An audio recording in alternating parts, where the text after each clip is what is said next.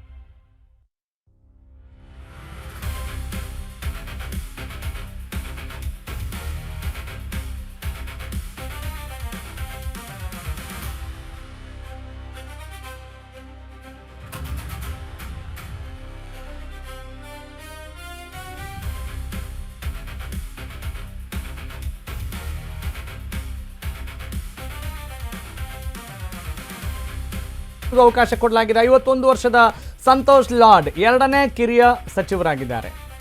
Okay, ಎಲ್ಲ ಅವಕಾಶಗಳನ್ನು ನಾವು ನೋಡ್ತಾ ಇದ್ದೀವಿ.